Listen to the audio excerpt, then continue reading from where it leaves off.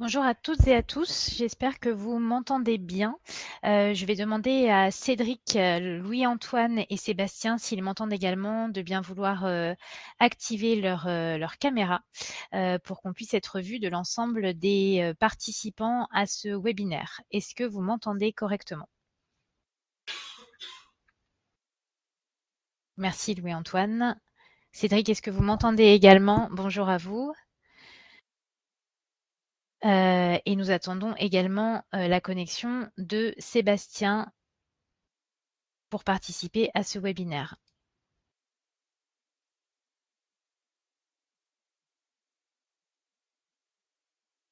Et nous commençons dans une petite minute.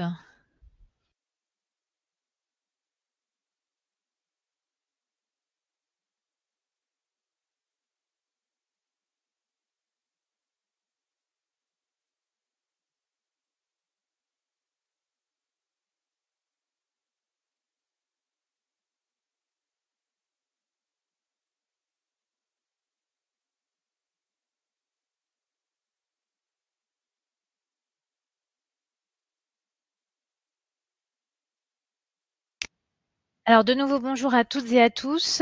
Cédric, Ilan, Louis-Antoine Dujardin et Sébastien Gnaidig sont présents. Je vous demande donc à tous les trois, merci déjà Louis-Antoine de l'avoir fait, d'activer votre webcam pour que vous puissiez être vus de tout le monde.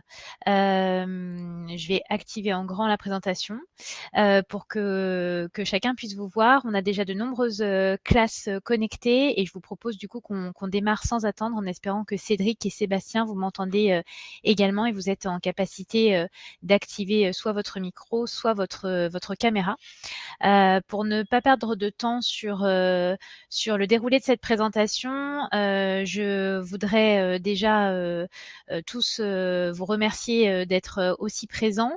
Vous êtes très nombreux à vous connecter ce matin parmi des classes de la 4e à la terminale dans toute la France et même pour certains dans des établissements français à l'étranger. Donc nous nous réjouissons vraiment que vous soyez si nombreux à partager un intérêt très fort pour la bande dessinée, notamment par l'intermédiaire de vos enseignants que je salue également et qui sont présents aujourd'hui. Donc ce webinaire qui s'intitule Comment s'informer par la bande dessinée vous est proposé dans le cadre de la semaine de la presse et des médias. Pour ma part, je suis Laura Baron, je suis chargée de mission pour les groupes d'éditeurs BD et jeunesse au syndicat national de l'édition. Très rapidement, le syndicat national de l'édition, il a 3 missions essentielles. Celle de rassembler et de dialoguer les éditeurs, d'initier des échanges entre eux, mais aussi entre tous les membres de la chaîne du livre. Et nos intervenants aujourd'hui vous parleront justement de cette chaîne du livre et de la construction aussi des bandes dessinées qui vous présenteront. Sa deuxième mission, c'est de représenter et d'agir, notamment en menant des actions auprès des institutions publiques pour défendre les intérêts de la profession. Et puis la troisième mission, c'est d'informer et de conseiller, c'est-à-dire de communiquer tout au long de l'année sur les actualités du monde du livre et de l'édition et de proposer aux éditeurs différents types d'accompagnement techniques, juridiques pour leur permettre de mener à bien leurs actions. Pour en revenir à la bande dessinée, au sein du syndicat national de l'édition, on a un groupe d'éditeurs qui est composé de 20 maisons d'édition. Aujourd'hui, vous allez en découvrir 3. Les éditions Futuropolis, les éditions Glénat et les éditions Delcourt.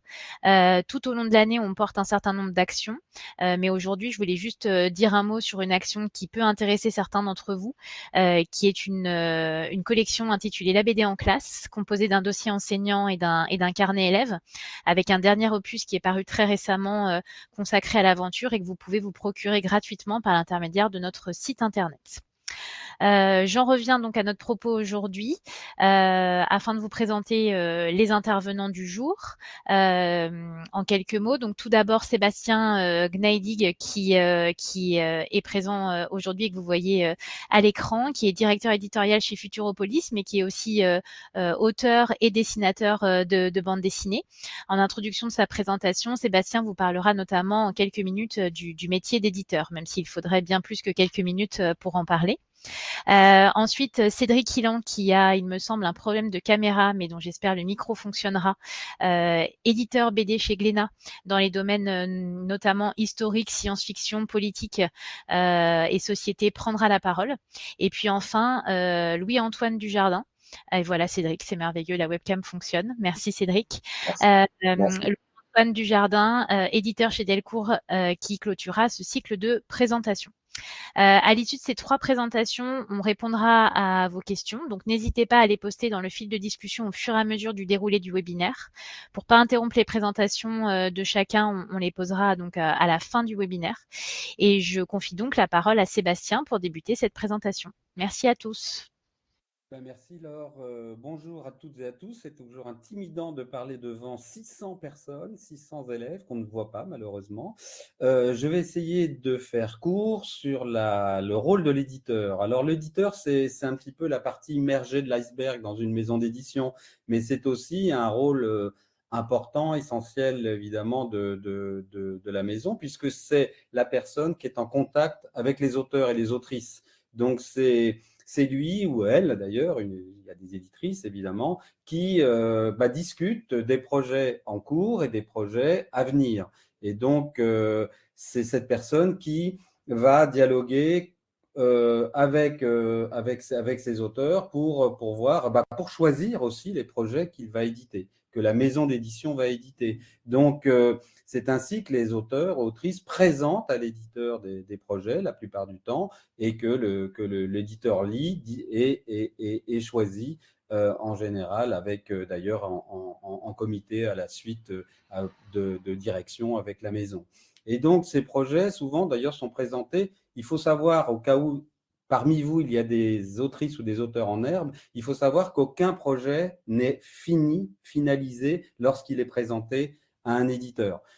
Les auteurs en général présentent un dossier dans lequel il y a une note de présentation, d'intention du projet, accompagnée d'un petit synopsis, d'un petit résumé, on va dire, en quelques pages de l'histoire qu'ils veulent raconter. Et quand ils sont des auteurs complets, il y a évidemment des planches dessinées, quelques pages, juste 4-5, qui permettent de nous permettre de voir effectivement la manière dont l'histoire va être racontée et dans quel style, évidemment, graphique.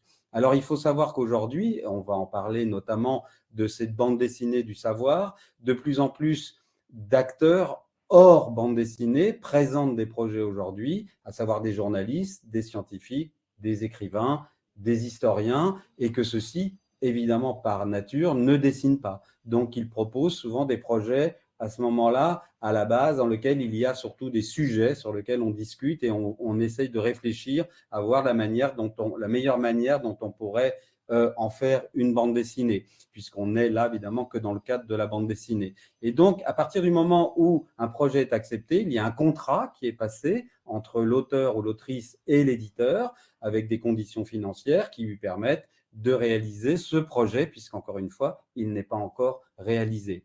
Et tout au long du travail en fait de l'auteur, qui peut prendre jusqu'à 2 ans en général, eh bien, il y a un dialogue qui s'installe entre l'éditeur et l'auteur pour parler effectivement de l'histoire en cours de construction et sur lequel l'éditeur peut avoir des remarques, des avis. Moi, j'ai toujours tendance à dire que moi, je suis l'accompagnateur bienveillant d'un auteur. À partir du moment où j'ai accepté un projet, eh bien, je connais les intentions de l'auteur et je peux éventuellement me rendre compte parfois si par rapport aux intentions de départ, l'histoire dévie ou s'il y a des incompréhensions dans l'histoire. Et donc, c'est ce dialogue qui se construit tout au long de la réalisation. Et puis, au fur et à mesure que le livre avance, l'éditeur est souvent le rouage de transmission avec les autres métiers de la maison d'édition, à savoir la fabrication des livres, la maquette, pour faire les couvertures, pour le montage des pages, effectivement les attachés de presse pour qu'ils vont commencer à prendre connaissance d'un projet pour pouvoir ensuite le présenter aux journalistes, les commerciaux qui vont eux aller voir au bout d'un moment lorsque le livre est programmé les libraires pour prendre les commandes, etc. etc. Donc, il y a un certain nombre de... Il y a évidemment le marketing, le commercial, qui vont présenter soit par des actions en librairie, mais aussi sur les réseaux sociaux, etc., pour faire connaître le livre. Et donc, souvent, l'éditeur est la personne en charge de cette relation avec effectivement les auteurs.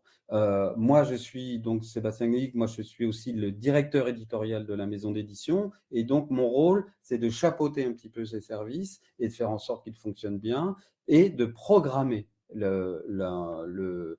justement à la maison, le planning de la maison d'édition, puisque les livres sortent effectivement, on sort nous 40 livres par an, donc ça fait à peu près 4 livres par mois, et donc c'est d'organiser un petit peu les parutions en fonction, voilà, qu'elles ne viennent pas se cannibaliser, qu'elles viennent plutôt en complément. Voilà, donc c'est cette organisation-là aussi que le métier d'éditeur et de directeur éditorial est chargé. Donc voilà, parce qu'il faut, je vais vous donner aussi une notion qui est importante pour tous les éditeurs, c'est que chaque éditeur a une ligne éditoriale, c'est-à-dire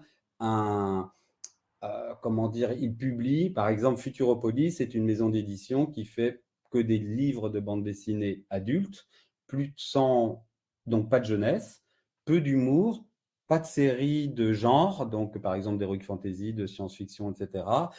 Et donc, forcément, les projets que moi je vais accepter, eh bien, en tant qu'éditeur, même s'ils sont intéressants parfois, mais je peux les refuser s'ils ne correspondent pas, par exemple, à la ligne éditoriale de la maison. Voilà. C'est un petit peu ce cadre-là, très rapidement, que je peux vous dire. On pourra reposer quelques questions, si vous voulez, sur cette relation. Mais voilà le rôle de l'éditeur de bande dessinée par rapport aux auteurs. Merci beaucoup Sébastien pour cette introduction très complète. Je partage votre présentation pour que chacun puisse découvrir ce dont vous souhaitiez nous parler au nom de Futuropolis aujourd'hui. Alors, Futuropolis, justement, comme je le disais tout à l'heure, c'est une maison d'édition plutôt de livres adultes et qui ne fait pas de genre et qui publie surtout des livres de fiction ou de documentaires qui parlent du monde qui nous entoure. Il faut savoir, moi, ça fait 35 ans que je travaille dans la bande dessinée, et bien, ce média s'est complètement réinventé ces 30 dernières années, puisque, effectivement, la bande dessinée s'est emparée de sujets sociétaux, s'est emparée justement du savoir, notamment en se mettant effectivement à s'emparer de récits d'histoire, de récits de documentaires qu'elle n'abordait pas auparavant. Et Futuropolis s'est fait un peu une unité de ce genre de récits, et ça tombe bien puisque c'est le sujet de cette conférence qui s'appelle « Comment s'informer par la bande dessinée ». Eh bien, la bande dessinée s'est révélée être un média extrêmement pertinent, extrêmement important, finalement utile pour l'information et le savoir.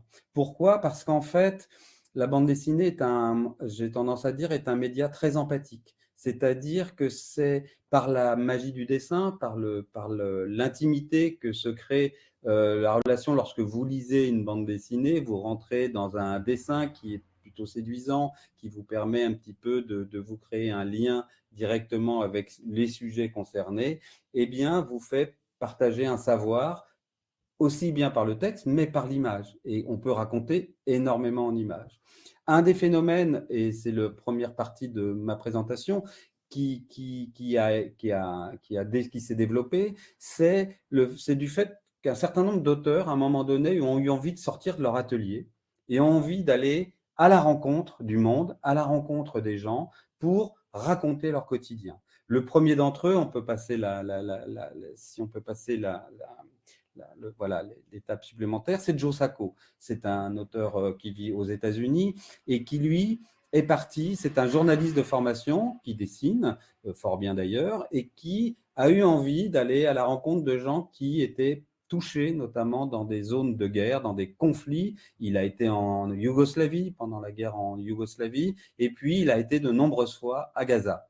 Et il en a rapporté plusieurs livres importants, dont Gaza 1956, qui raconte en fait un épisode de l'histoire oublié de l'histoire, on va dire, un massacre d'un village palestinien en 1956, mais qui raconte finalement tellement tout ce qu'il a pu se passer ensuite jusqu'à aujourd'hui, un petit peu dans les rapports avec Israël et la bande de Gaza. Ce livre dans lequel l'auteur s'est rendu pendant plusieurs semaines à la rencontre des témoins, montre bien la manière dont les choses se sont passées. C'est donc un auteur qui a choisi, par rapport aux journalistes, de se mettre du côté de ceux qui, en général, sont les victimes de conflits et essayent d'en rapporter effectivement leurs conditions de vie. Ce que permet la bande dessinée, c'est finalement qu'on passe pendant un certain nombre de pages, comme ça, un temps avec ces gens et on peut un petit peu appréhender leur quotidien. Moi, j'ai découvert comment fonctionnait la Gaza, la bande de Gaza, grâce à cette bande dessinée, parce qu'elle est extrêmement bien documentée, elle est tout à fait sourcée, on va dire. Ça n'empêche pas, ce n'est pas parce qu'on prend parti pour des victimes qu'on n'explique pas et qu'on ne donne pas de bonnes informations, et le fait d'y aller sur place l'a montré. Et donc voilà, Joe Sacco a ouvert la porte à énormément d'auteurs qui se sont dit, on peut faire ça, on peut aller à la rencontre des autres, et on va passer directement, parce que le temps passe vite, et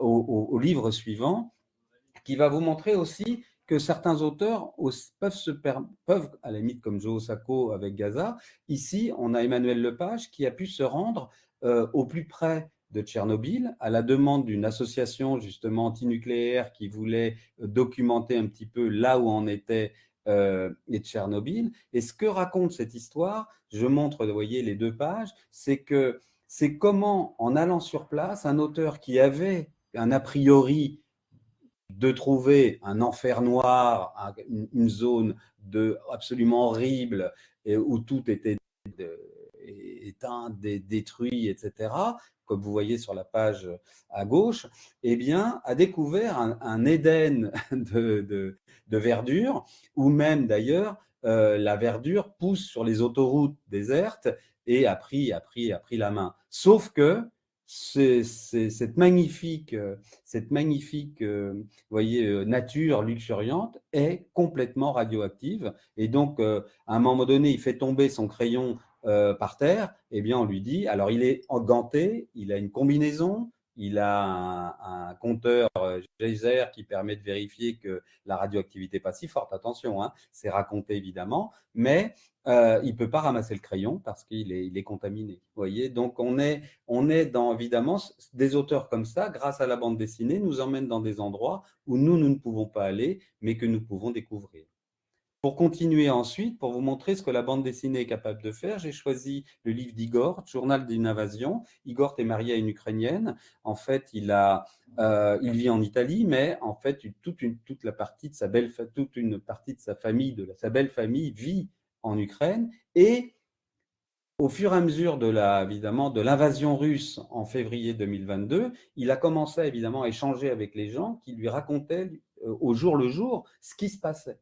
Et il s'est décidé, il a eu à un moment donné, face à l'ampleur des changements de vie qui lui arrivaient à sa belle famille, eh bien, il a décidé de raconter au jour le jour la manière dont une invasion se passe dans un pays comme ça, quel effet il y a sur les populations au fur et à mesure qu'elles sont envahies et que la guerre vient à leur porte et voire les chasser, voire effectivement les toucher mortellement pour une partie d'entre eux. Et donc, cette bande dessinée permet ça, justement, de raconter comment les 100 premiers jours de l'invasion.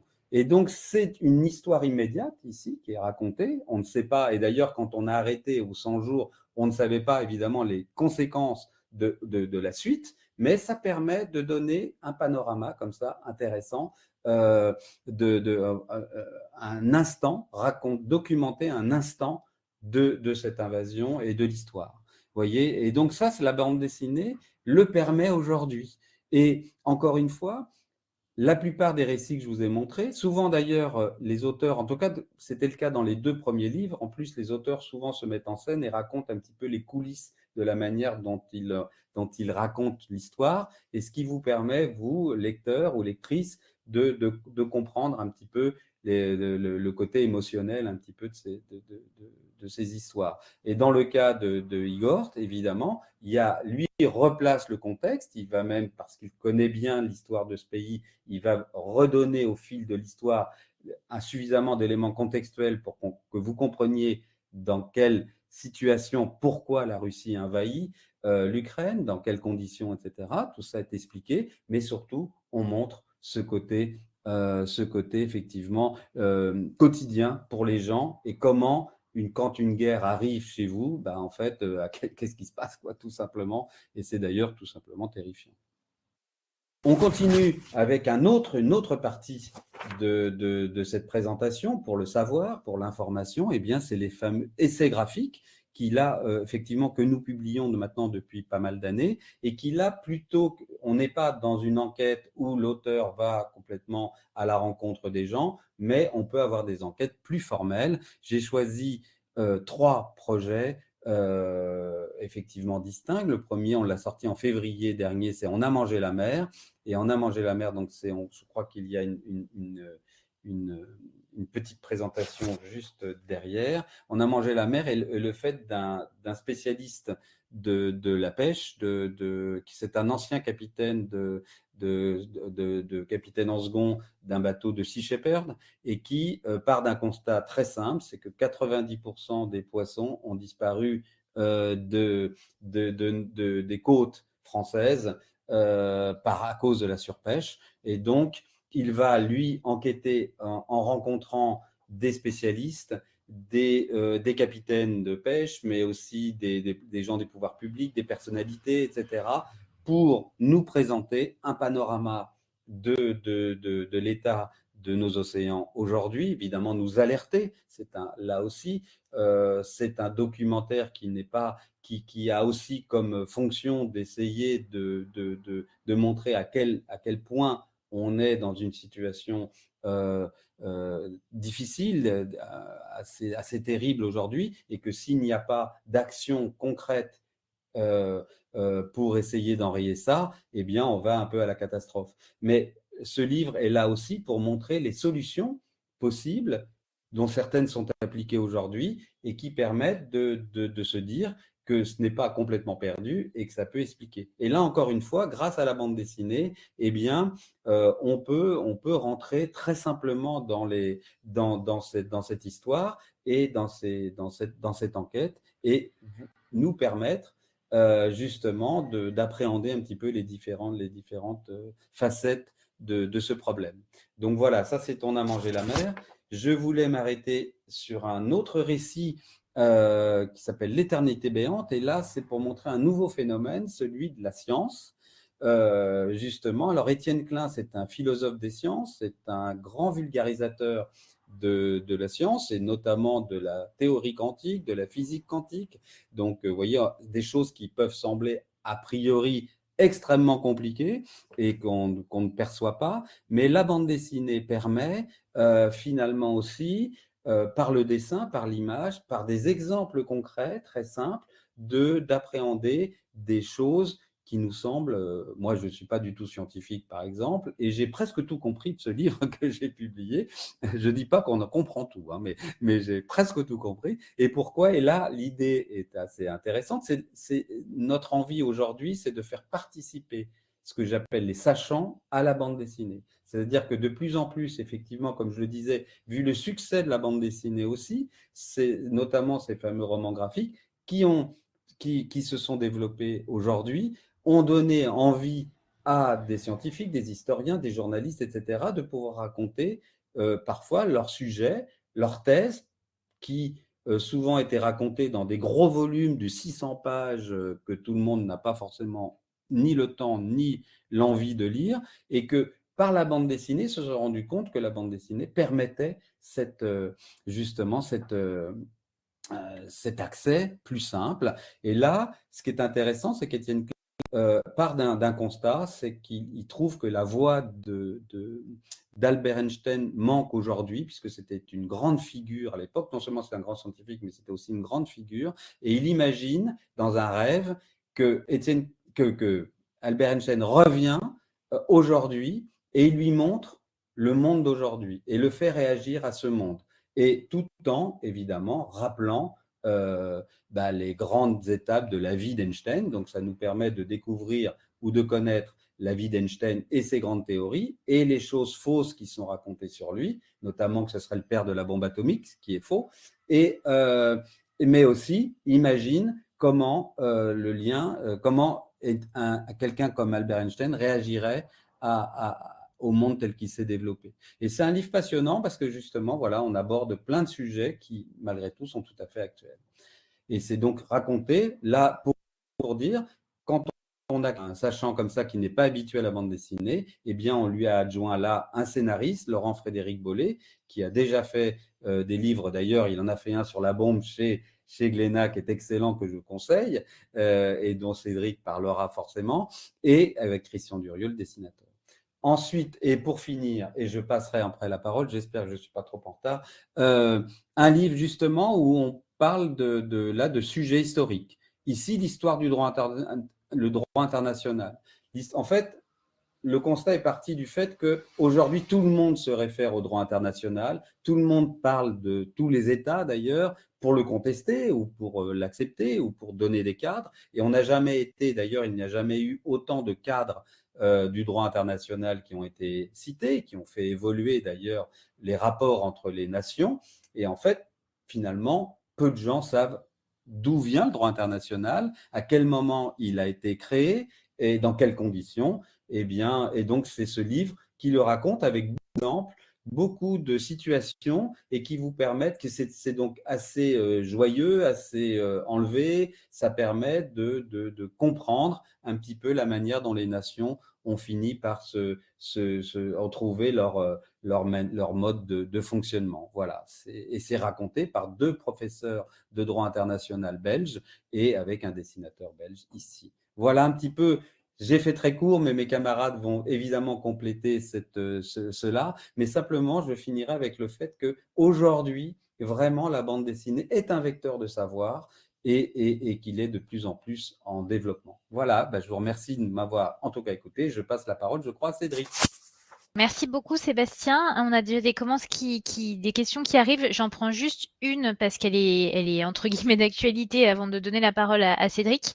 Est-ce que vous pourriez nous dire, Sébastien, de quand date la publication de la BD Gaza 1956? Alors, Gaza date de 2009, mais en fait, l'auteur a déjà fait des bandes dessinées auparavant qui s'appelait Palestine en 2000, et il a sorti récemment un livre qui s'appelle Guerre à Gaza, qui est sorti en 2024. Vous voyez, donc c'est vraiment un sujet qui parcourt toute son œuvre, et donc on suit effectivement l'évolution. C'est préoccupé évidemment par l'évolution de ce territoire.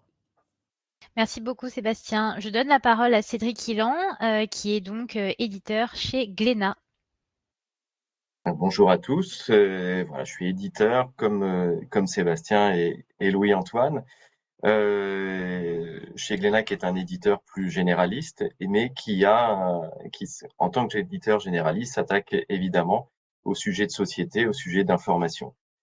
Je vais essayer de dire deux, trois choses complémentaires et pas répéter ce qu'a dit très bien Sébastien. Comme il l'a dit, la bande dessinée est depuis plusieurs années, voire même plusieurs décennies maintenant, un média qui est reconnu par tous les publics.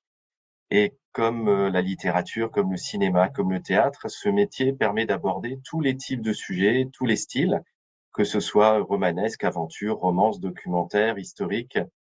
Et il y a ce qu'on appelle la non-fiction. La non-fiction, c'est un terme générique qui renferme en fait tous les types de projets qui ne sont pas du domaine de l'invention. De la pure fiction, mais de l'information au sens large, avec de la documentation. Pour aller plus précisément sur le sujet qui vous intéresse aujourd'hui, j'ai envie de dire que pour qu'une information soit valable, il faut un minimum d'encadrement. Par exemple, il est important de savoir qui parle, c'est-à-dire qui raconte les informations de la bande dessinée que vous avez entre les mains pour que cela ait du sens ou un intérêt. Et il est important que cette personne soit crédible, que ce soit un reportage de terrain, quelqu'un qui a fait de la documentation, un scientifique. Voilà, il faut que cette personne ait du fond. En tant qu'éditeur, nous sommes donc attachés à vérifier que cette personne a fait un vrai travail de documentation, d'enquête, de réflexion, d'acquisition de connaissances, qu'elle a des sources fiables, crédibles, et des sources qu'on peut citer dans la bande dessinée. Par exemple, pour la première bande dessinée que je vous propose, L'argent fou de la France-Afrique, le journaliste Xavier Harel est un diplômé en économie, en relations internationales. Il est journaliste à la Tribune, il collabore régulièrement à la revue politique internationale. Il a réalisé plusieurs documentaires et il est spécialiste de l'Afrique et des questions pétrolières.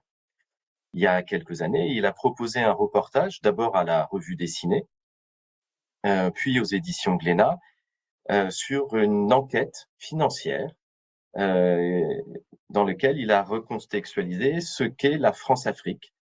Et c'est un ouvrage vraiment passionnant qui est lié à l'actualité encore aujourd'hui, mais qui permet de comprendre les relations entre la France et ses anciennes colonies depuis leur indépendance.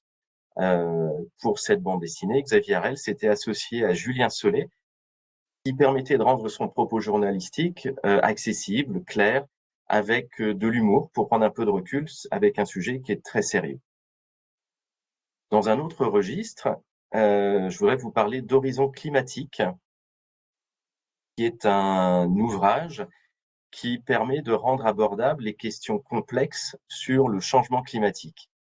Vous avez ici une jeune climatologue qui s'appelle Iris Amata Dion, qui s'est rendu compte en discutant autour d'elle que toutes les questions climatiques, finalement, qui, elle, la concernent très fortement, dont elle avait le sentiment que c'était des connaissances qui étaient à la portée de tout le monde et dont tout le monde avait un petit peu connaissance, finalement, les histoires les histoires du GIEC, ça semblait vraiment trop éloigné pour beaucoup de gens. Donc, elle s'est attaquée à rendre accessible le rapport du GIEC, qui est un travail fait par un groupe de scientifiques qui veulent partager leurs connaissances sur les différents problèmes climatiques. C'est une base de connaissances qui s'adresse d'abord aux dirigeants, au gouvernement, mais c'est une masse de connaissances qui est à disposition du grand public, une masse de connaissances qui est, pour le coup, indigeste. Et elle s'est attachée avec ses connaissances à elle, et un dessinateur, Xavier Henrion, à rendre ce propos le plus abordable possible en allant interviewer directement les scientifiques, 9 scientifiques qui font partie du GIEC, de manière à pouvoir expliquer correctement quelles sont les connaissances liées au changement climatique. Et derrière cette idée d'informer, il y a une notion qui peut paraître subjective à notre époque, qui parle beaucoup de fake news. C'est la vérité, la notion de vérité. C'est le mensonge, c'est quelque chose qui est très répandu, qui est facile, qui concerne tout le monde. Tout le monde peut mentir et tout le monde ment. Et nous devons nous reposer sur des gens qui font de cette recherche de vérité un devoir ou un métier. Et j'aimerais citer une philosophe qui s'appelle Hannah Arendt, qui expliquait qu'une société démocratique saine devait pouvoir s'appuyer sur 3 domaines qui devaient avoir l'obligation de dire la vérité: la presse, la science et la justice. C'est dans cette idée que je vous ai proposé ces premières bandes dessinées avec un journaliste et des scientifiques. Et pour la troisième notion sur la justice, je voudrais vous proposer une fiction qui parle d'une histoire vraie liée à la justice. Les 2 premiers ouvrages étaient donc des projets dont les auteurs sont clairement dans une optique documentaire, d'information. Mais il est possible de faire passer des informations par la fiction lorsque celle-ci aborde une histoire vraie.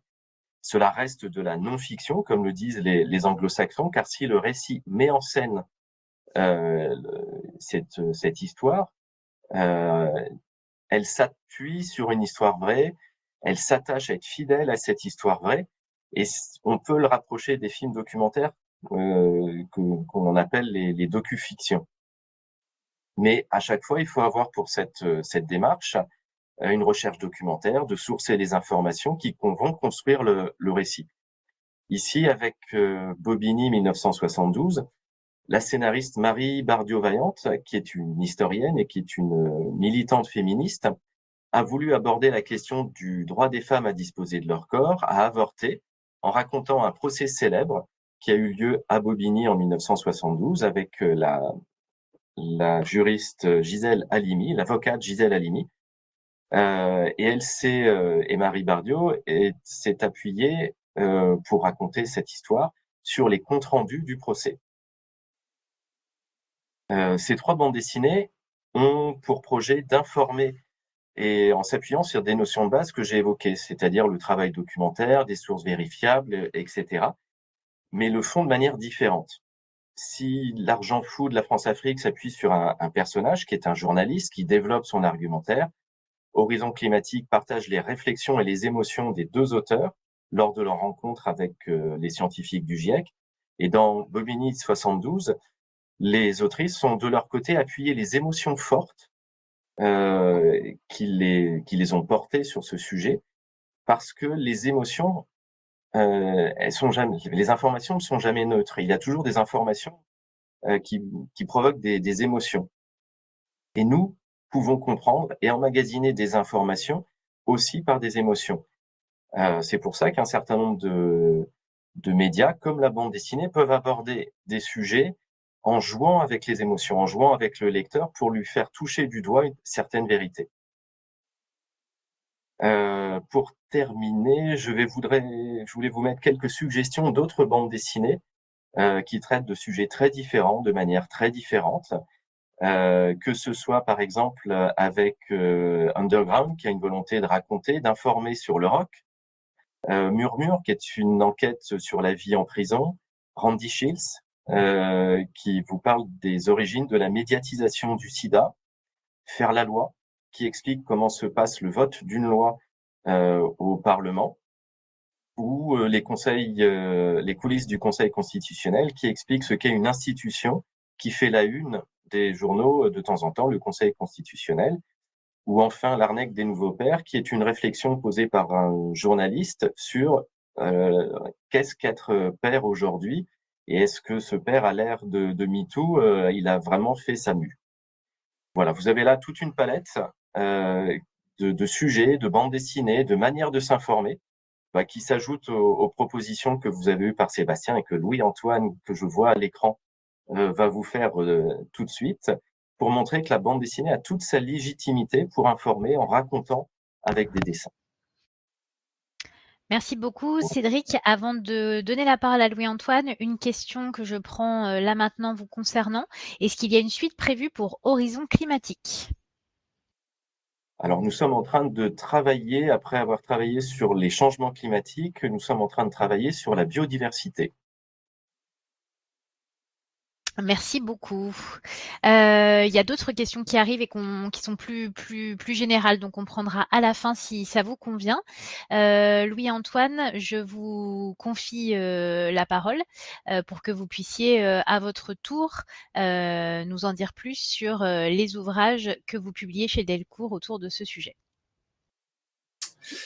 Bonjour à toutes, bonjour à tous. Alors, j'essaye juste de voir comment j'accède au bouton pour faire bouger le diaporama. Voilà. Ça y est, normalement c'est bon. Alors, très bien, j'enchaîne sans plus tarder, leur tourne avec, parce que j'ai vu qu'il y avait une question, et effectivement, en fait, l'origine de la bande dessinée, elle remonte à presque 200 ans. Et ici, c'est une des toutes premières, c'est 1825, et on est avec Rodolphe Töpffer, qui est un Suisse, qui est inventeur, considéré comme l'inventeur de la bande dessinée. Donc voilà, dites-vous qu'on est vraiment juste quelques années après la Révolution française, une petite 20-30 ans après la Révolution française.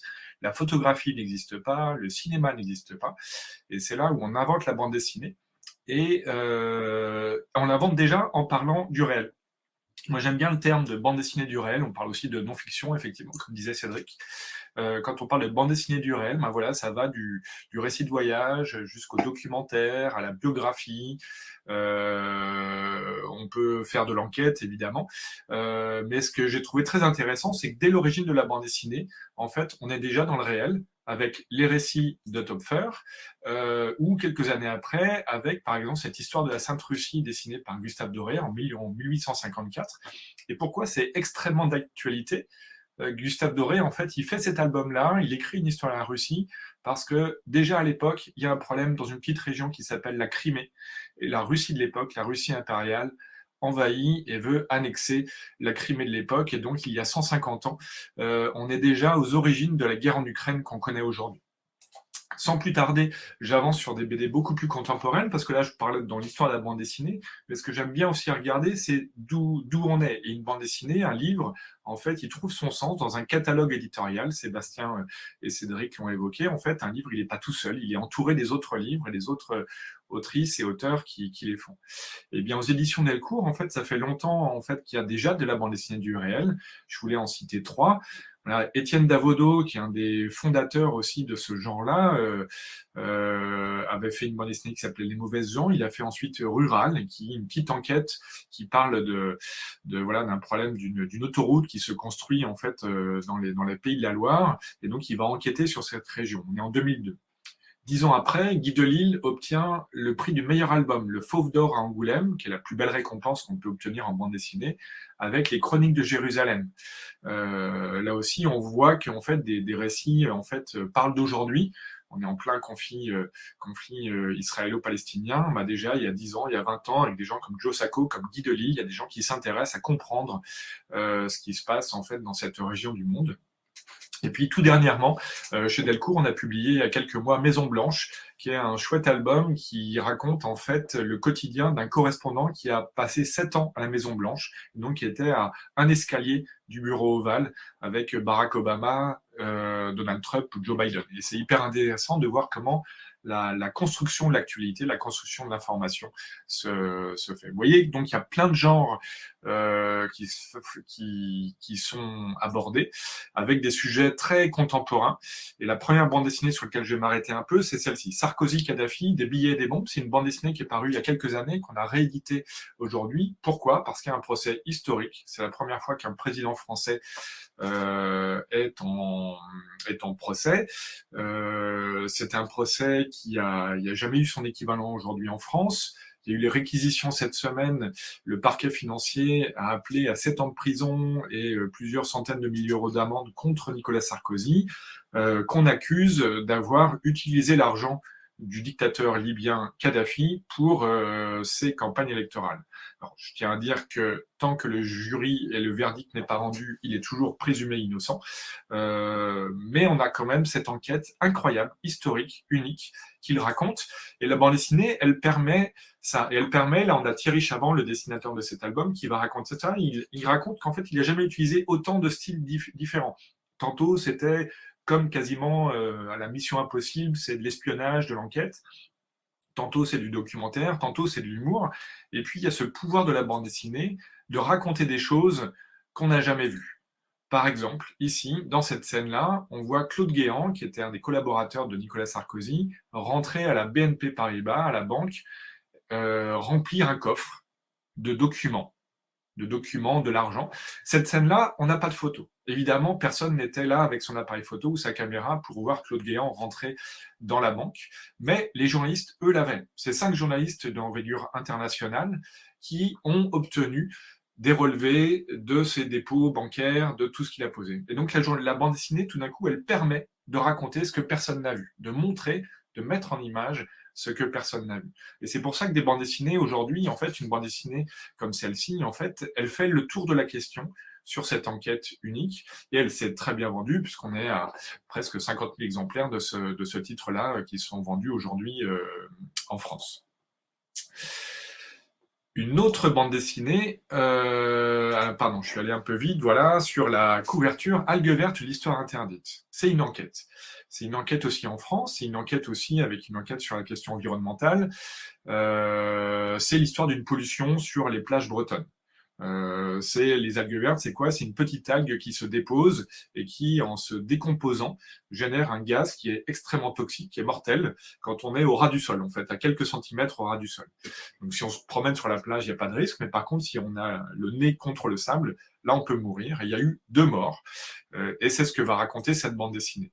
Les 2 morts principaux dont on sait, ça c'est avéré, il y a eu ce promeneur qui se promenait avec son cheval, et puis ce monsieur qui s'appelait Thierry Morfoise, qui était conducteur de camion-benne et qui était chargé de récolter les algues vertes, de les emmener à la déchetterie. Eh bien malheureusement, lui, les émanations qui provenaient de sa benne ont provoqué un malaise et cet homme-là, en fait, est malheureusement décédé. Et la bande dessinée, qu'est-ce qu'elle a fait? Eh ben, en fait, déjà, elle a voulu raconter ça. Les auteurs, Inès Léraud, Pierre Vanheuve, ils ont voulu raconter ça avec pudeur. Vous voyez, en fait, il n'y a pas de scène de gros plans sur les cadavres ou quoi.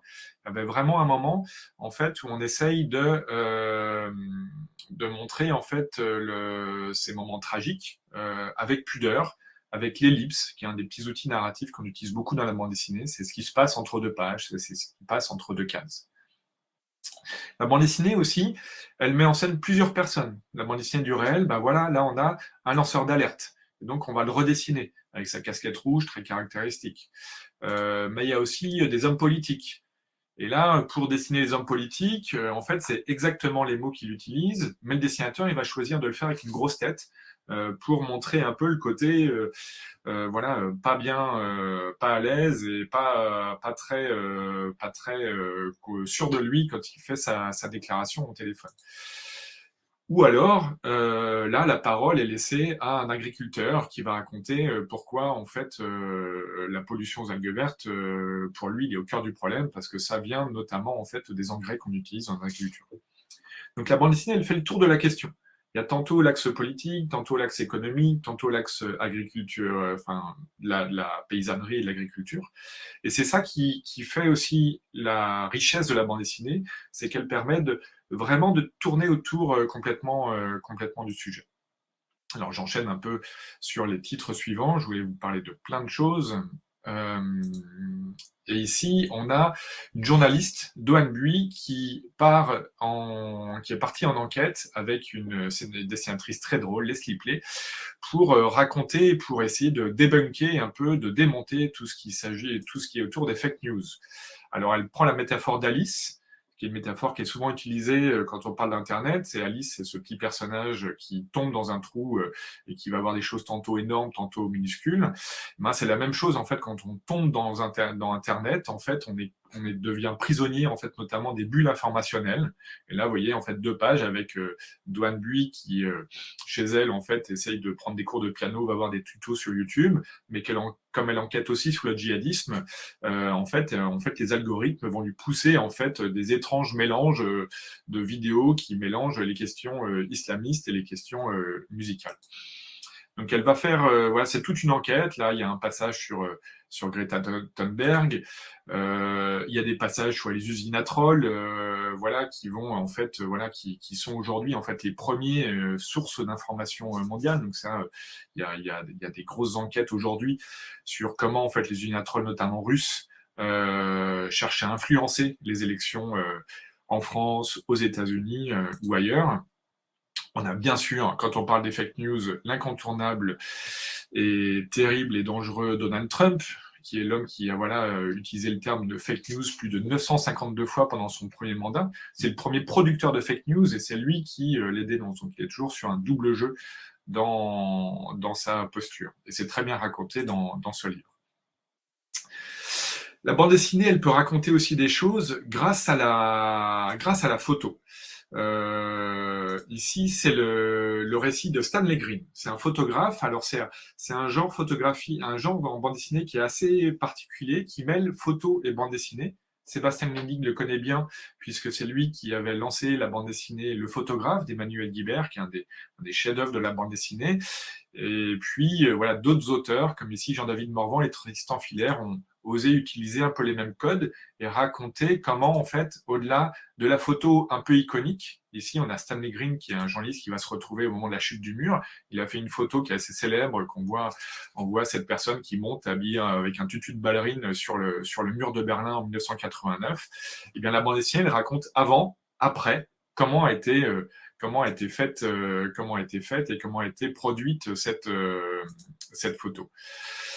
Donc ça, c'est la richesse aussi de la bande dessinée, d'oser en fait mêler différents styles, même mêler des choses très différentes comme les photos et les dessins. Et ici, des planches contact qui ressemblent beaucoup à comme quasiment les planches et les cases d'une bande dessinée. Voilà les magnifiques photos de Stanley Green. Ici, c'était pendant le terrible ouragan de Katrina à la Nouvelle-Orléans aux États-Unis.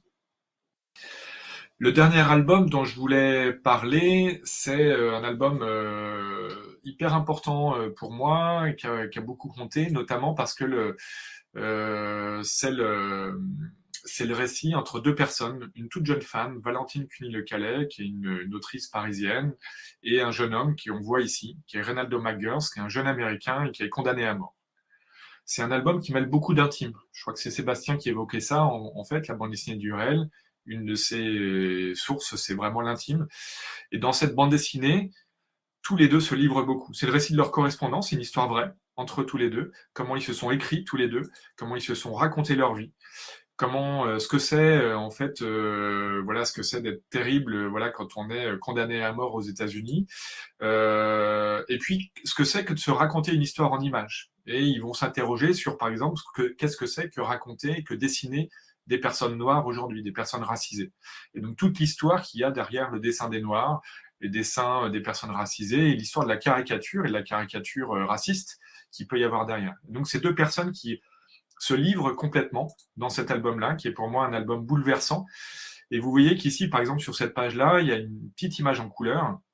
Ce qui est bouleversant, c'est que Reynaldo, depuis sa petite cellule de 5 mètres carrés en Floride, c'est lui qui a produit ces images en couleur. Les seules images en couleur que vous lirez dans cet album-là, dans Perpendiculaire au soleil, c'est les images produites par Reynaldo aujourd'hui. Aujourd'hui, alors la bonne nouvelle, c'est qu'en fait, il a réussi à avoir ce qu'on appelle une ressentence et qu'il n'est plus dans le couloir de la mort depuis, ça fait quelques mois à peine. Il a maintenant été transféré dans une prison et il a une condamnation à vie pour le crime qu'il a commis. J'en termine là. Je vous remercie beaucoup pour votre attention. Et je vois qu'il y a une question sur le titre sur les fake news, l'album sur les fake news. J'y réponds directement. L'album s'appelle tout simplement Fake News. Voilà. Merci à toutes et à tous. Merci beaucoup, Louis-Antoine, pour cette intervention. Je me permets de vous garder un instant pour une autre question. Combien d'exemplaires publiez-vous de ces bandes dessinées? Sont-elles très populaires, nous demande-t-on. Oui, elles sont très populaires. Alors, comme toujours dans la bande dessinée, en fait, ça peut aller vraiment. Il y a toujours chaque bande dessinée, c'est un prototype. On ne sait jamais si elle va marcher, à quelle hauteur. Donc, il y a des bandes dessinées qui se vendent peu. Par exemple, dans celle que j'ai présentée, je pense que Fake News, on doit être autour de 10 000 exemplaires aujourd'hui, à peu près, avec en plus quelques traductions dans le monde. Pour les algues vertes, on est à 200 000 exemplaires. Donc, ça peut être vraiment des chiffres qui sont sans commune mesure, mais la bande dessinée du réel, c'est aujourd'hui un genre majeur. Il y a une bande dessinée publiée dans encore une autre maison d'édition qui a dépassé le 1 million d'exemplaires, qui est un album qui s'appelle Un monde sans fin, qui parle du problème écologique aujourd'hui. Merci beaucoup. Je vois qu'il y a beaucoup de questions sur les titres à redonner des bandes dessinées. J'en profite pour vous dire que suite à votre participation au webinaire, vous aurez tous accès aux ressources qui auront été diffusées aujourd'hui. Donc, vous pourrez de nouveau consulter les titres des bandes dessinées qui ont été évoquées. Alors, il y avait une autre question assez intéressante et là, je m'adresse à vous trois, Sébastien, Cédric et Louis-Antoine. Dans la mesure où la BD touche un très large public, est-ce que vous vous imposez davantage de filtres ou de retenue en tant qu'éditeur? Je laisse à l'un de vous la parole sur cette question. Je vais commencer rapidement pour dire que, en fait, pas spécialement. L'important, c'est de toute façon que l'on publie des choses qui soient justes, qui soient vérifiées. Donc, à partir du moment où on a la garantie de proposer quelque chose qui comment dire, n'est pas une fake news, par exemple, je ne pense pas qu'il y ait de souci. De toute façon, il y a des règles, hein, il faut respecter des règles de la loi, notamment qui effectivement nous empêchent de faire des choses de diffamation, etc., etc. Ce qu'on peut dire par contre, c'est que de plus en plus, et notamment le fait d'entreprises plutôt que de personnes, qu'il y a de plus en plus de vigilance par rapport à la réaction de gens comme ça, de sociétés qui peuvent plus facilement aller attaquer si elles se sentent menacées. Et donc, on fait notamment vérifier lorsqu'on est sur des sujets sensibles le contenu, le propos par des juristes ou des avocats lorsque c'est nécessaire. Voilà, ça, on doit y faire attention. Et par ailleurs, encore une fois, l'important, c'est la manière dont on parle des choses en essayant d'être respectueux voilà, des gens dont on parle. Ouais, peut-être Voilà. pour compléter ou juste redire, effectivement, en travaillant sur ce type de bande dessinée, effectivement, c'était la première fois, moi, que je travaille sur la bande dessinée avec, à un moment donné, une relecture d'avocat. Voilà, Mm. le Sarkozy-Kadhafi, les algues vertes, ces albums qui ont été entièrement relus par des avocats. On a dû corriger des choses quand ils nous demandaient de préciser des informations, sourcer des choses. Donc ça, effectivement, il y a on essaie d'avoir ce filtre-là, très, très encadré sur le droit à l'image des gens, sur le droit, enfin voilà, les questions de diffamation. Mais par ailleurs, en fait, ça c'est intéressant cette question-là parce on, on est aussi en train de se poser la question, notamment des avertissements, des trigger warnings. Donc ça, c'est quelque chose, et voilà, c'est une question que en fait nous, au sein de la maison d'édition, on est en train de réfléchir à comment prévenir quand il y a des contenus sensibles pour pas exposer des gens à des contenus qui pourraient être sensibles pour les lectrices ou les lecteurs. Merci beaucoup. Cédric, une question du lycée Assomption à l'instant. Est-ce que vous avez déjà regretté d'avoir publié une bande dessinée? Pas pour le moment. J'espère ne pas l'avoir à le faire. Merci pour cette réponse. Louis-Antoine, Sébastien, ça vous est déjà arrivé, vous, dans votre carrière? En fait, on peut regretter, en fait, les BD qu'on peut regretter, c'est plus lorsque on n'a pas, on n'a pas assez discuté avec l'auteur ou l'autrice à la base. C'est-à-dire que, comme je le disais en préambule, c'est-à-dire qu'on reçoit des projets à venir et dans lesquels on se projette forcément. On imagine que le projet va aller peut-être dans telle direction. Notre rôle n'est pas d'amener un projet d'ailleurs vers ce qu'on aurait envie de faire, hein. On est là pour accompagner un auteur ou une autrice dans son propos. Mais parfois, on se rend compte qu'on voyait un livre différent. Donc, parfois, et une fois que c'est engagé, on peut y aller. Et puis, parfois, il y a aussi des livres dans lesquels, finalement, l'auteur n'arrive pas à réaliser ce qu'il imaginait. C'est-à-dire que, et là, on est un peu en panne on peut l'aider, on peut l'accompagner, mais parfois le résultat est un peu décevant par rapport à ce qu'on avait imaginé. Voilà, ça peut arriver, c'est des sensations comme ça, ou alors un auteur a des difficultés, parce que c'est vraiment, je parlais de la longueur du temps que met un auteur pour faire une bande dessinée, c'est pas un long fleuve tranquille, la création. Donc il y a des moments de haut, il y a des moments de bas. Nous, on est là en tant qu'éditeur pour les accompagner dans tous ces moments, dans les moments où il y a la joie, l'exaltation de la création, puis il y a des moments où il y a un blocage, il y a quelque chose qui fait que l'auteur n'arrive plus à avancer, et on essaye de débloquer la situation, mais parfois c'est difficile, et parfois on trouve des espèces de compromis dans le récit